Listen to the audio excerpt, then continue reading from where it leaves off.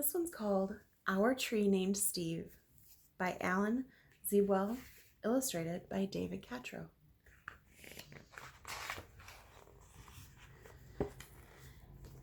Dear kids, a long time ago, when you were little, Mom and I took you to where we wanted to build a house for us to live in.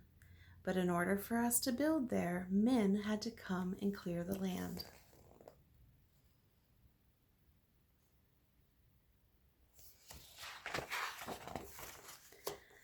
I remember there was one tree, however, that the three of you couldn't stop staring at. Adam thought it was crying. Lindsay said it looked nervous, and Sorry, who was only 2 years old, couldn't pronounce the word tree, so she called it Steve.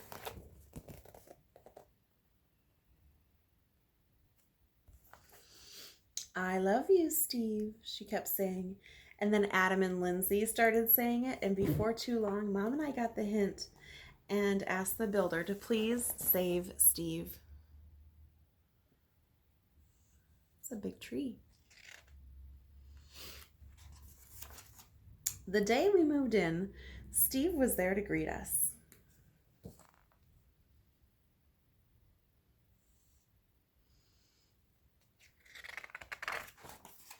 He quickly worked his way into our lives as a swing holder, target, third base, hiding place, jump rope turner.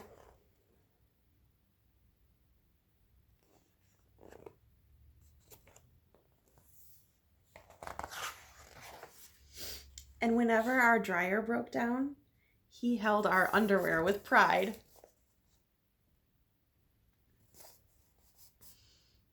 That's funny. Oh, look at the doggo. Yes, right there in the center of our yard, this weird-looking tree grew to become the center of our outdoor life through all of our barbecues, campouts, and dance parties.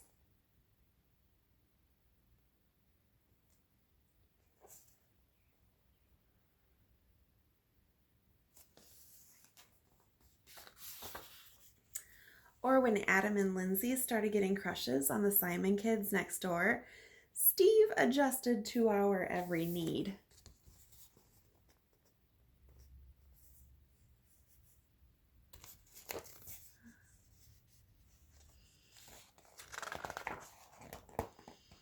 Or when Uncle Chester napped in the hammock couldn't have possibly been more fun. Not to mention the time that the sewer overflowed and Steve sucked up all the smelly water before it drowned Kirby.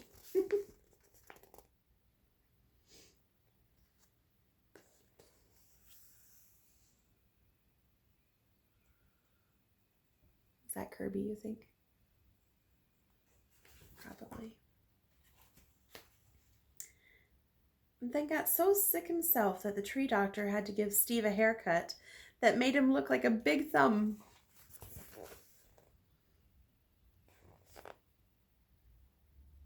Kinda. Oh, is that the tree doctor? Yeah. Through the years, Mom and I have tried to show you, in a world filled with strangers, that peace comes from having things you can count on and a safe place to return after a long, hard day or a long trip. Which brings me to the point of this letter. Last week, a storm hit our area.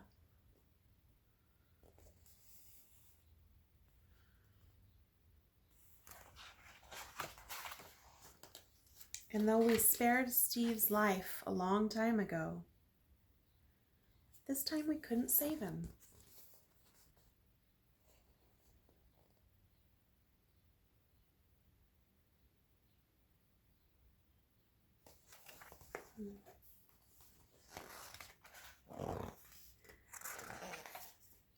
Are we sad? Sure we are. But even in his final moments, when he could have fallen on our house, Sorry's swings, or Kirby's house, or Mom's garden, Steve performed his last trick and protected all of us until the very end. And friends like this are hard to find.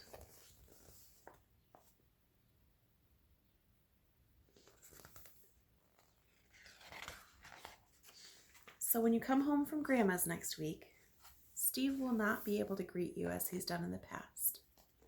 I'm sorry.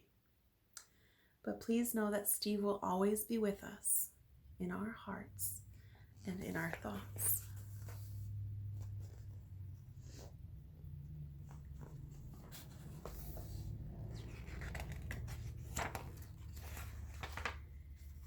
And in a different tree at the other end of our yard.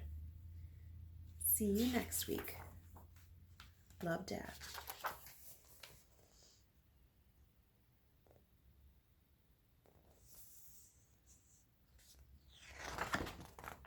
The end.